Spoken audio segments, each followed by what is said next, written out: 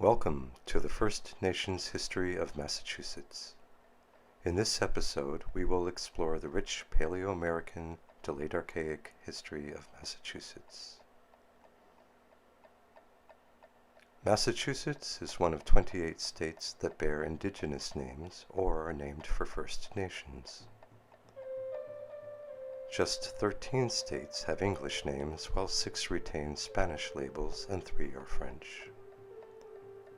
Oregon and Arizona are gray areas, since Oregon's etymological origin is unclear and may be mythical, while Arizona's name is debated, perhaps coming from the Tohono O'odham place name Al-Ishona, mentioned early and often by Europeans. No longer debatable is the origin of Native Americans. On February 13, 2014, Nature News reported Texas A&M's genome sequencing of the Clovis boy, whose remains were found in Montana in 1968. This genome breakthrough is part of research tracing the genetic history of Native Americans and includes Michael Waters, director of the Center for the Study of First Americans at Texas A&M University. Clovis boy is about 12,500 years old. Their study shows that Clovis boy and his people were direct ancestors of modern North Americans, and that Clovis boy's ancestors were Asians, not Europeans. He is the first ancient American whose complete genome has been sequenced. When European colonists first arrived, North America was divided among several hundred nations, composing together as many as 23 language families, or as few as a dozen depending on which school of linguistics you follow. Outsiders debate just how to divide language families in national groups, but the measure of diversity is obvious. By comparison, just 3 language families dominate most of Eurasia, which totals as many as 17 language stocks. Some linguists place Iroquois and Siouan and Dene language families respectively with the Sino-Tibetan and Yeniseian families of Asia. Northeastern America saw its first inhabitants somewhere before 14,000 years ago. This is known from the Meadowcroft Rock Shelter in Washington County, Pennsylvania, where over 2 million artifacts and ecofacts, including carbon-dated fire pits, reveal the ancient roots of native northeastern America. This is also known from carbon-dated finds along the Peruvian coast in several locations and from other caves in the southeastern United States and Mexico. The Meadowcroft find was accidental and it revolutionized the discipline of American archaeology. In parallel, NPR Research News reported in August of 2013 the finding of what are perhaps the oldest petroglyphs in North America on the Pyramid Lake First Nation of Nevada. The carvings are described as elaborate and beautiful and are datable to before 11,000 years before the present by a layer of mineral salts deposited on their surfaces by a known flood event.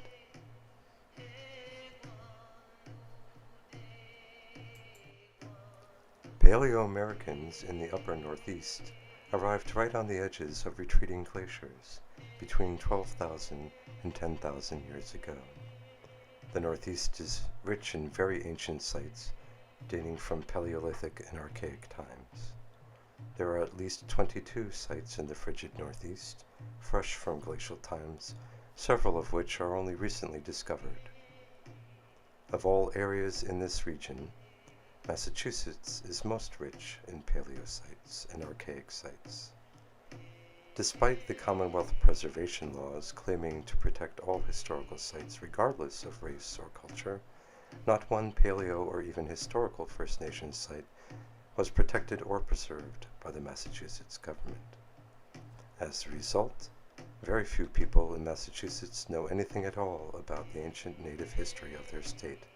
People living next door to some of the oldest inhabitations on the continent often have no idea of their existence, and nothing much is taught about them in school. Within the small Commonwealth of Massachusetts, there is a rich body of ancient village sites and ceremonial sacred sites, with 9 known Paleo-American and Archaic sites, which is an incredible concentration for the size of the area. Around 13,500 years before the present, the leading edges of glaciers restricted Paleo-Americans in the Northeast to coastal New York, Long Island, Connecticut, the Cape and Islands areas of Massachusetts, plus a thin coastal line up through Maine to the eastern Gaspé, and a large ice-free area which extended east over what is now Nova Scotia. Maine and Nova Scotia are also rich in Paleo-American sites, such as the Megantic, Desert, and Muscongan sites. In the short span of 1 millennium, that ice sheet retreated most or all the way north to the present St. Lawrence Valley. Into that newly opened tundra, megafauna like caribou and their hunters quickly moved. In the central Connecticut Valley, comprising the section now in Massachusetts, there are 3 unique and important sites, although all 9 sites are hugely important. Perhaps the oldest is the Osago, or Giant Beaver site. This site reaches back over 10,000 years into the past, with a village nestled in the lee of a prominent and steep red Archaec monolith, one of a handful of remnant mountains that stand as monoliths along the Connecticut Valley floodplain. Osago is called by English South and North Sugarloaf in South Deerfield. Across a few hundred feet of river is Kunquachu, a massif rising steeply from the floodplain but geologically different. The 2 mountain ridges pinch the plains close at the point where the ancient villages hide behind Osago, creating an ideal location to hunt migrating herds passing seasonally along the river. The monolith also guards the small settlement from prevailing northwest winds in winter, as well as gales out of the southeast, while exposing the villagers to the warm and calm southwest, creating a special microclimate that can be well appreciated in winter to this day. Though this site is at the age extreme for human habitation, it is surprisingly large. This suggests an already established population, and thus an even earlier initial occupation. The site rests very shallowly under soils that were tilled for tobacco for over a century, and before that, tilled for perhaps 1,000 years or more for tobacco, corn, squash, beans, and sundry. The acid soil of this region leaves almost no bones for us to examine. Or so the published conjectures of the academics say. However, 2 other explanations exist for the apparent mystery surrounding the lack of human bones at early sites. First, sky burial was widely practiced by Plains native nations, as well as Siberian and Tibetan nations. Sky burial exposes the deceased to the elements and to scavenging, with the idea to free the soul from earthly bounds. Such practices leave no bones near the habitation areas, being almost universally performed at specially chosen sacred sites, which are themselves usually located at some distance from habitation. Several caches of extremely rare and important tools were found. The caches were not retrieved, which leaves questions and offers possible explanations. Caches of important and even sacred goods are sometimes associated with planned abandonment of a site. They may have formerly left to settle new villages, and that is just one possibility. Regardless of their eventual moves, the tools are themselves a big clue. Several intact, fluted spear points were found, of exquisite quality, and cached with these tools were scrapers and a host of other tools, along with flakes and broken pieces. All this may seem odd until the source of the tools is known. The actual source of the chert found at Osago is over 100 miles away in what is now New York, along the Hudson and Mohawk valleys. This was proven by mineral testing, since most minerals are unique in their exact elemental formulation. One explanation for the presence of tools from the Hudson Valley in central Massachusetts is that the area was progressively settled from the west. Another potential means is by trade. One sure fact is that such points were of utmost value in that time. The very few food particles that were found on site suggest that the people were hunting caribou and beaver. Good stone for making fluted points, the top technology of the day, was extremely rare in this region. Such objects may have been treated as sacred, as irreplaceable items of survival often are. In any case, such objects are rare artifacts, and trade in them would have been in small quantity. For trade to happen across the entire Northeast, which area is well covered by fluted point sites, there would have to be a significant human network, and a fair number of villages, or traders would have had to travel great distances with extremely good knowledge of locations separated often by hundreds of miles. Bressi, Burke, and colleagues investigated the distribution of Paleo-American tools in the Northeast against their sources to give us a peek into what was going on then. Their map sources the actual fluted points and other tools found in the Northeast, showing how incredibly far these pieces of stone traveled. Three basic sources cover three networks, most of the area of the modern Northeast. Some treasured chunks of chert traveled the length from northern Maine to Massachusetts. Adding to the puzzle, there are several sites that lie in areas well away from clusters of ancient villages, and in areas where their presence can only be explained by nearby water, such as the Hathaway site in northwestern Vermont and the Mount Independence site near the New York border. The Great Lakes and St. Lawrence Valley, nearby regions with deep cultural connections, both possess many equally ancient archaic sites. Both areas also show distinct cultural and economic features. The work of many researchers has shown that over 10,000 years ago, the full breadth of not only the Northeast, but all of America, was traversed and occupied by Paleo-Americans who were already diversifying according to the influence of their home regions.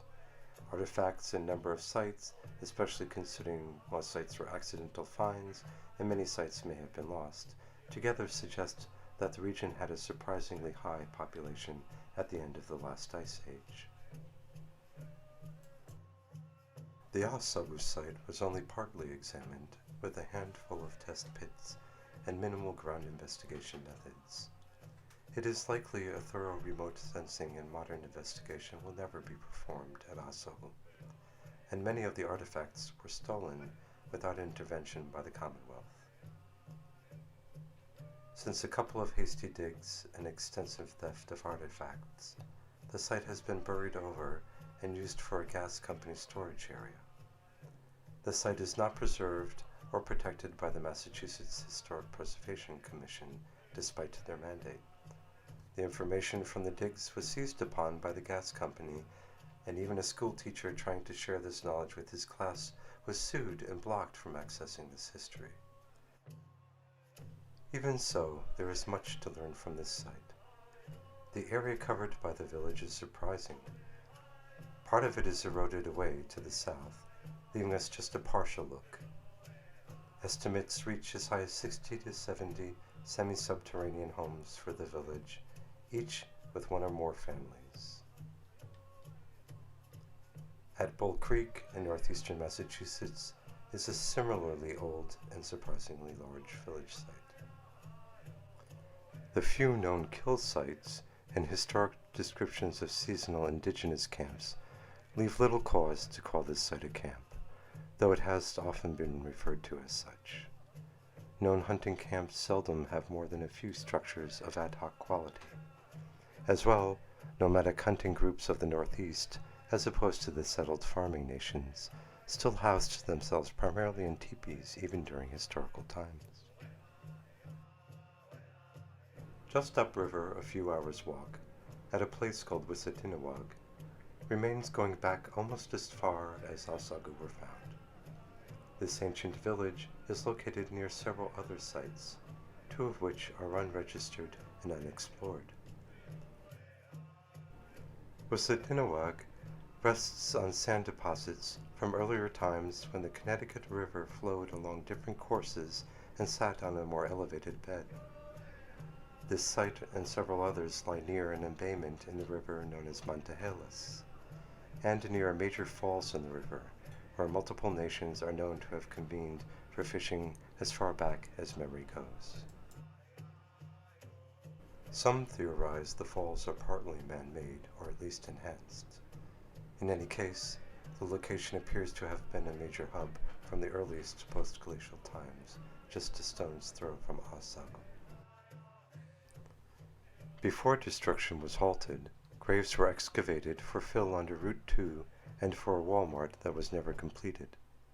Human bones, including numerous skulls and full skeletons, were unceremoniously dumped in white ash swamp between busy lanes of the French King Highway in Greenfield. This was witnessed and attested to in court. Between 1968 and 1999, graves were destroyed with no intervention by the Historic Preservation Commission. The town of Greenfield then promptly voted not to preserve Native American sites.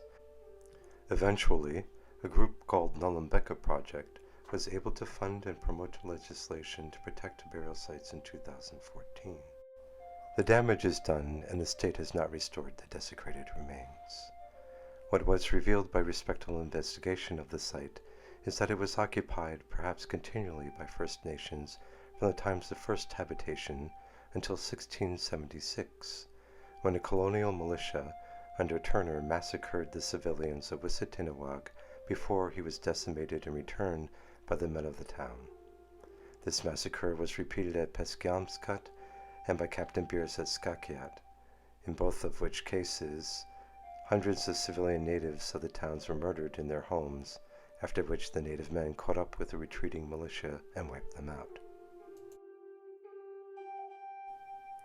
Friends of Wissatinnawag and the Nullambeka Project members have offered tobacco for the souls of the dead and have planted a Three Sisters garden in honor of the culture. As well, reconciliation ceremonies have been carried out with leaders of the non-native community to restore what had been put asunder. Nearby are even more clues and more mysteriously unusual finds. Near a local airport, a site was discovered with about 55 tools, again almost no trace of animal remains, and something extremely rare in Northeast artifacts, a thunderbird effigy. This is of particular interest as it is often associated with the Adena culture, whose main area of influence is west in the realm of the mound builders.